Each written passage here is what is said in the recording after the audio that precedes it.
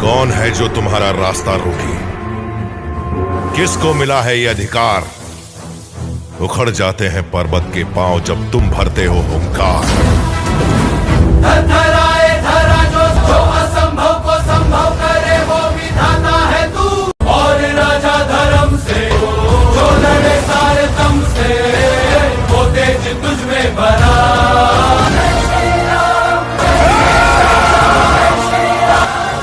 पाप कितना भी बलवान क्यों ना, अंत में जीत सच की ही होती है।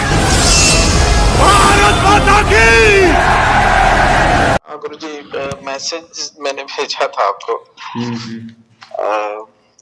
रात में गुरुजी ना सोते समय मतलब सो गया था, पता नहीं मुझे नींद में था या जगा हुआ था, तो मुझे जैसे साइड फेस करके, जैसे कोई नहीं साइड से खड़ा हो तो वैसे करके, मतलब मेरे चेहरे के सामने ऐसा कोई, जैसे बड़ी बड़ी आंखें, खुला बाल, ऐसे करके, मतलब नॉर्मल ऐसे कोई देख रहा है मुझे, मैं भी देख रहा हूँ। फिर मुझे लग गया तो मैंने प्रणाम किया। तो फिर मैं सोचा कुछ वो बोलेंगी, मैं वेट कर रहा था क्योंकि मुझे पता भी नहीं था क्या कहना है क्या नहीं कहना है। तो फिर थोड़ी देर में ना मुझे लगा कि थोड़ा वो जीभ को बाहर कर, तो थोड़ा मुझे भयानक थोड़ा सा लगने लगा। तो मैं फिर जय मां मातंगी ऐसे मन नहीं मन जब करने लगा। मेरे मुश्किल से 15-20 सेकेंड रहा होगा ऐसा। फिर उसके बाद फिर सब डिसअपियर हो गया, मतलब सब चला गया। तो मतलब मुझे एकदम साफ दिख रहा था, जैसे लग रहा था कि सच में कोई ऐसा है। अब मुझे ये नहीं पता कि मैं उस सच में खुली आंखों से देखा या सो रहा था सपने में देखा, लेकिन सपना एक होता है, एक अलग जोन होता है। एक जो नॉर्मल लग रहा था कि अंधेरे में कोई ऐसा दिख रहा है मुझे। तो कुछ आपको समझ में मतलब गुरुजी कुछ ऐसा लग रहा है, कुछ है, था कौन था, या मैं सही हाँ देख रहा बिल्कुल कोई था, और था? यानी माँ मातंगी की सेविका ही है वो। तो आपने अच्छा मांगा था अच्छा। ना कि मेरे पूरे परिवार की रक्षा हो, जीवन आजीवन कुल की रक्षा हो, आपने यही मांगा था ना? हाँ हाँ हाँ। हाँ, तो इसलिए उन्होंने एक विशेष, यानी मातंगी का ही एक स्वरूप ही मान सकते हो, यानी माँ मातंगी ही है, ऐसा कहने में कोई हरकत नहीं है। ठीक है, तो जैसे वो उन्होंने जैसे बिल्कुल। अपनी मनोकामना मांगा था रक्षा के लिए, पूरे परिवार और हाँ कुल हाँ के लिए, तो वही शक्ति है। तो वही आपको हाँ अचानक, जैसे कि आपने थर्ड आई भी मांगा था, तो इस वजह से वो अचानक हाँ। रात को दिख गई वैसे। अच्छा अच्छा अच्छा। तो वो है, ये पहले भी थी पर दिख नहीं रही थी, पर आज कल आपको दिखा, तो बहुत ही अच्छा बात है। अनुभव तो आपको हो रहा है बढ़िया, और आपने जैसे चाहा था वैसा ही हो रहा है। हाँ। और तो गुरुजी जैसे आपने बोला था स्थापित वगैरह आप कर देंगे, तो वो हो चुकी है हाँ, स्थापित? यानी रक्षा के लिए हो जाएगा। जैसे आपने एक मांगा था रक्षा के लिए, दूसरा थर्ड आई के लिए, तो थर्ड आई में तो आपको जागरूक धीरे धीरे हो ही रहा है, और बाकी रक्षा के लिए तो हो गया वो ऊर्जा। बाकी कुल की रक्षा के लिए वो करती रहेगी जीवन भर, आपके बच्चों पर विशेष रक्षा करेंगे, जैसे कि बुरे लोगों से भी बचाएंगे, दूर रखेंगे, ये भी चीजें हैं। तो पूरे परिवार को गुरुजी ना, हाँ, जैसे आप पूरे बोले थे परिवार पूरे के लिए परिवार। ही। अच्छा अच्छा अच्छा। अभी जैसे आज ही मुझे मैं जा रहा था, तो मतलब मैं ऐसे गाड़ी चला के जा रहा था और मंत्र चल रहा था और मैं मन में जप रहा था।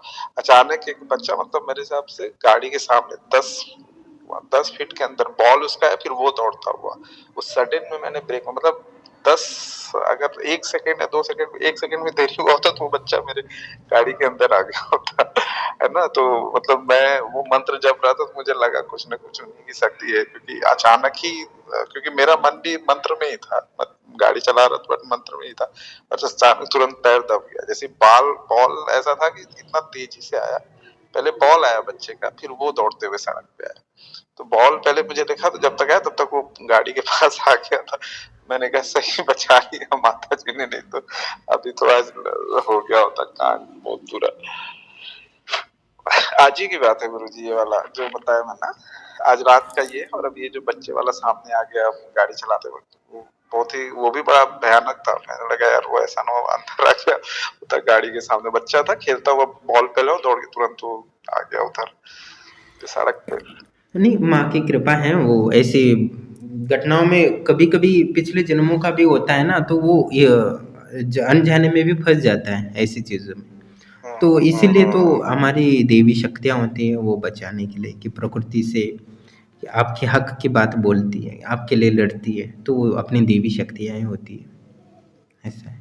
तो आप वहाँ आपका भी है कि अपनी निरंतर श्रद्धा और विश्वास के साथ इतना प्रेम दिया है उनको, तो वो तो उनका कार्य है कि आपको प्रेम के बदले में आपकी रक्षा करे, सुरक्षा करे, है ना?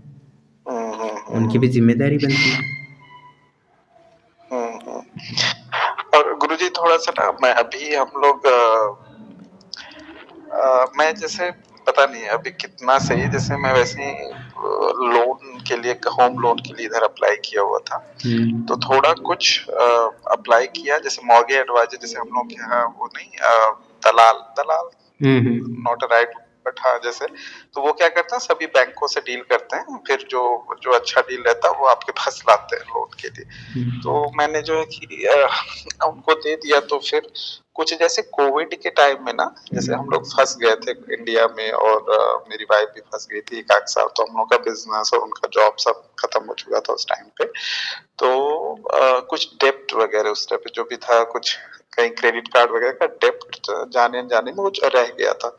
तो मैंने जो है कि वो थोड़ा सा प्रॉब्लम आ रहा था, तो उन्होंने बोला कि कुछ बैंक डिक्लाइन कर रहे हैं, मतलब वो मना कर रहे हैं। तो मैंने जो है कि ऐसे ही मैं साधना में बैठा, मतलब बैठा क्या उसको बोलते हैं, ध्यान में बैठा, और मैंने पूछा अच्छा देखता हूँ क्या आता है, कुछ आता है क्या उससे रिलेटेड, उसी के बारे में सोच रहा। तो मेरे पहले बी बन के आया, बी और तो फिर बी बन गया। तो मैंने कहा क्या बी है। फिर सडन में आया कि BNZ बैंक का ऑफर आएगा, कुछ इस तरह का। तो BNZ बैंक आया, तो फिर अगले ही दिन था कि मॉर्गेज एडवाइजर ने बोल दिया कि जैसे सभी बैंकों ने तो आपको डिक्लाइन कर दिया, एक बैंक आपको कंसीडर कर रहा है, वो है BNZ बैंक। मैंने कहा अच्छा। तो मैंने कहा यार ये तो मुझे शायद कल ही मैंने थोड़ा सा, मेरे को आभास हो गया था कि BNZ बैंक का कुछ आएगा, लेकिन अभी तो वो है चल रहा है उसमें गुरुजी एप्लीकेशन है, उन्होंने कुछ और डॉक्यूमेंट मांगे, हम लोगों ने दिया है। तो थोड़ा सा गुरुजी आप कृपा करते हैं, थोड़ा सा देख लेना कि कृपा बने रहे, मेरा हम लोग का लोन वगैरह हो जाए, होम लोन का। बड़ी अच्छी प्रॉपर्टी है बहुत, उसमें हम लोग का इंटरेस्ट है, लोन सब ठीक भी है, सैलरी हिसाब उनके हिसाब से सैलरी वगैरह और वेजेज इनकम भी ठीक है, बट वो जो एक क्रेडिट का डिफॉल्ट आ गया थोड़ा सा ना, वही कहीं रोक रहा है ना। तो कुछ उसमें दिख रहा है गुरुजी आपको कि क्या हो सकता है? ठीक है, मिल जाएगा मेरे ख्याल से। अच्छा मिल जाएगा। हाँ मिल जाएगा। अच्छा ठीक है। अच्छा। तो मैं जो देख रहा हूँ जो सही दिख रहा था, ऐसे तुक्का मुझे लगा, मुझे तो नहीं सही है। अब पता नहीं सही है। और बाकी आप साधना करते समय बोल दो कि ये बैंक से मुझे पूरी तरह लोन में जो भी बाधाएं दूर कर दो, क्योंकि आपके पास अभी ऊर्जा है, बस आप प्रार्थना कर दो, आपका स्वीकार हो जाएगा। ठीक है। अच्छा। और गुरुजी वो जैसे हमेशा लगता है कि सर पे से कुछ जैसे झरने की तरह बह रहा हो, जैसे साधना में बैठता हूँ तो वो तो है ही, बट ऐसे भी नॉर्मल भी कर रहा हूँ, जैसे लगता है सर के ऊपर से कुछ चींटियां पहले माथे पर, पहले तो शुरू में जब पहली बार साधना में बैठ, मतलब जब शुरू में आपसे जुड़ा था तो 4-5 दिन के अंदर ही आज्ञा चक्र दिखना शुरू हो गया था, मतलब स्पंदन होना शुरू हो गया था। अब तो आज्ञा चक्र होता ही है, साथ में जब बैठता हूँ तो जैसे लगता है कि बाल मेरे रोंगटे खड़े हैं और कुछ ऊपर से गिर रहा है मुझे। वो क्या वो शक्तिपात की ऊर्जा है ना, शक्तिपात की ऊर्जा सर के अंदर से जाती है ना, सहस्रार से। अच्छा।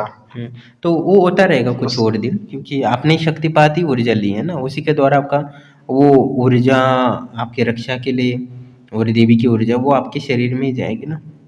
ठीक है। अच्छा। और कभी कभार गुरुजी जैसे कभी रात में या दिन में भी जैसे लगता है अंदर से बहुत तेज तपन टाइप का हो रहा है, मतलब ऐसा नहीं कि असहनीय होता है, जैसे मुझे लगता है कुछ हो रहा है कुछ ना। कभी एक दिन जैसे ऐसे हो रहा था तो वाइफ ने मेरा बॉडी टच के बोले तुम्हारा बॉडी ऐसे गर्म क्यों है अचानक। मैंने कहा छोड़ दो, होता रहता है, तो उनको बोला नहीं मैंने कुछ, मैंने कहा छोड़ दो, ऐसा होता रहता है मेरे साथ। तो वो सब वही उसी से कुछ है ना गुरुजी, वही सब साधना का ही जो उस तरह का ऊर्जा, क्योंकि अलग से अंदर से ऊर्जा जैसे लगती है गर्म हो रहा है पूरी बॉडी, थोड़ी देर के लिए होता है पूरा गर्म हो रहा है मेरी बॉडी, फिर शांत होता है, फिर थोड़ी देर के बाद लगता है गर्म हो रही है बॉडी, फिर शांत होता है। तो इस तरह से थोड़ा चलता रहता है।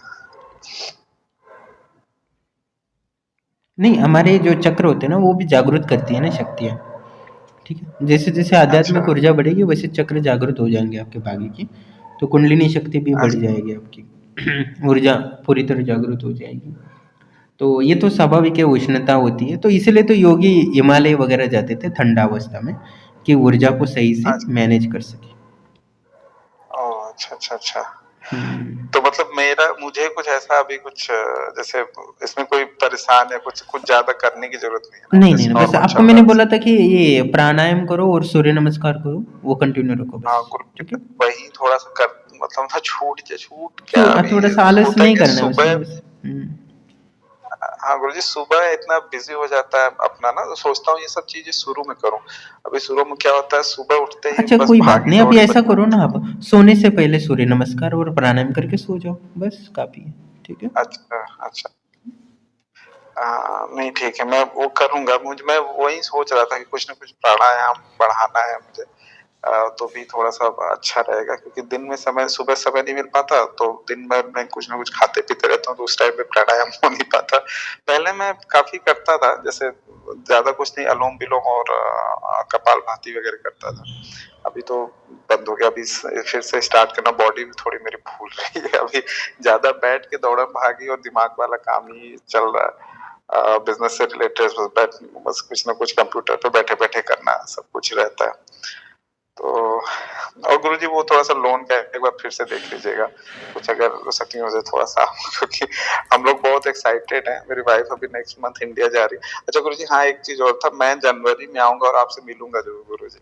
आप किसी तरह से जहां आप बुलाएंगे मैं आ जाऊंगा, लेकिन आपसे मिलना जरूरी गुरुजी, आपके दर्शन जरूरी है। ठीक है, मैं फिर से मैं भी प्रार्थना कर देता हूँ लोन का हो जाए। ठीक है, चिंता करने की जरूरत नहीं, अच्छा सब हो अच्छा, जाए। ठीक है ठीक। गुरुजी। और जनवरी में गुरुजी आना है मुझे आपके यहाँ। आप बताएं, अगर मैं अगर रुक सकता हूँ एक आध दिन तो ठीक है, नहीं अगर अलाउड नहीं तो मैं कम से कम दर्शन करना तो चाहता ही हूँ आपके। कम से कम आपके, आप अपना अगर फोटो भेज दे गुरु जी तो अच्छा रहता। तो सा आपको मैं देख लेता, गुरु पूजा वगैरह भी करने पे सुनता हूँ, गुरु पूजा करने में और ज्यादा फायदा होता है चीजों में। आपके आने से बहुत ज्यादा मुझे गुरु जी ना एनर्जी फील होती है, डर चला गया है और इम्प्रूवमेंट हर तरह से दिख रहा है मुझे। जैसे जो लास्ट ईयर तक मैंने बिजनेस किया था गुरुजी, अभी जैसे मेरी आंखें थोड़ी बाहर आई है। लास्ट ईयर जो बिजनेस किया था उतना मैंने, जब से आपसे जुड़ा हूँ 2-3 महीने या 3-4 महीने हो गए होंगे, उतना बिजनेस मैंने इतने टाइम में कर लिया। और ऐसे लगता है कि आगे और काफी अच्छा होगा अपना। तो आपका बड़ा हाथ रहा है उसमें, डायरेक्टली नहीं होगा, इनडायरेक्टली जैसे भी और आपका। आप ही क्यों नहीं, बहुत सारे जो भी जुड़े हैं सबको लाभ होता है, चिंता ना करें, और आपको भी और लाभ होगा, इसमें कोई संशय नहीं है। ठीक है। मैं निरंतर साधना में आप ही के लिए बैठता रहता हूँ ना, 24 घंटे। अच्छा मेरे लिए मेरे लिए यानी आपके ये सभी आपके, लोग जो जुड़े हैं। अच्छा अच्छा अच्छा अच्छा। योगी अभी है। देखिए गुरुजी, मेरे आंखों से आंसू आ रहे सीरियसली, जैसे पता नहीं नहीं, नहीं। आपकी श्रद्धा और और मैं, विश्वास ज्यादा है तो आपको ज्यादा लाभ होगा, ये भी बात है। आपका आश्रम की शक्ति को यदि प्रेम ज्यादा है तो आपको ज्यादा उसके बदले में लाभ होगा, ये भी तो बात है। ये भी है, तो चिंता ना करें, मैं तो नहीं साथ उतना हूँ आपके। है गुरुजी। अभी जैसे कुछ भी जैसे चाहता हूँ ना कि ये हो जाए, तो मतलब 90%, 99.5%। बट जैसे पहले क्या होता था, जो मांगू वो सब निकल जाता था हाथ से, लगता था यार क्या कुछ होगा भी नहीं होगा, कर रहा हूँ सही डायरेक्शन में कर रहा हूँ नहीं कर रहा हूँ। बट अभी क्या है कि अभी जो भी होता है, मतलब मुझे लगता है कि हो जाए, अगर वो छूट जाता है तो उससे कुछ बेटर आगे और ऑप्शन आ जाता है। अगर कुछ ऐसा रहा जो छूट भी रहा हो, तो उससे बेटर अगला ऑप्शन आ जाता है मेरे पास। नहीं होगा, चिंता ना करें, कोई बात नहीं, और मैं तो हो ही साथ आपके। ठीक है, मैं बता दूंगा, ठीक है, चिंता ना करें। अच्छा ठीक है, बाकी आप जब अच्छा। कंटिन्यू रखें अपना, बाकी ऊर्जा मिलती रहेगी, हाँ और धीरे धीरे जैसे प्रैक्टिस कर रहे थे वैसे प्रैक्टिस करते रहो थर्ड आई का। ठीक है। अच्छा हाँ हाँ, नहीं ठीक अच्छा रहेगा। ठीक है, बाकी ठीक। हम धीरे धीरे पूरी तरह खोलने की कोशिश कर देंगे। धन्यवाद धन्यवाद गुरुजी। Okay, all the best.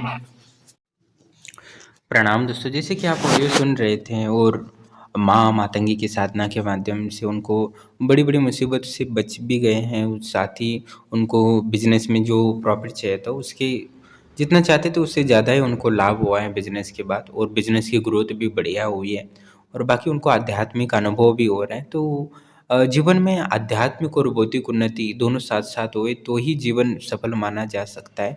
क्योंकि शाश्वत चीज़ें और अशाश्वत चीज़ें दोनों ज़रूरत हैं मनुष्य जीवन में, वैसे दोनों को प्राप्त मिल रही है। तो ये बड़ी उपलब्धि है मैं कहना चाहूँगा, क्योंकि को बहुत सारे लोगों के पास पैसा है पर आध्यात्मिक ऊर्जा नहीं। आध्यात्मिक ऊर्जा होती है वो बीमारियों से दूर कर सकती है, बड़ी-बड़ी मुसीबतों से बचा सकती है, तो बहुत सारी परेशानी से दूर हो जाता है और मानसिक शांति मिलती है, संतुलन मिलता है आध्यात्मिक ऊर्जा से।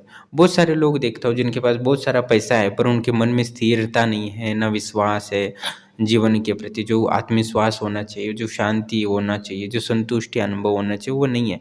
वो अपनी बुद्धि के द्वारा भटकते रहते हैं। वो जैसे अपनी जैसे कि घोड़े के ये होते हैं ना लगाम, वो लगाम होती है तो वैसे ही अपने ही दाँतों में लगा के दौड़ते रहते हैं। ऐसे लगता है कि कोई हमें ही चला रहा है, तो चला ही खुद ही रहे थे। यानी भटकते रहते हैं अपने ही विचारों के यानी माया जाल में हम फँसते रहते हैं, अपनी ही धारणाओं में फँसते रहते हैं और कभी भी हम उससे बाहर नहीं निकलते।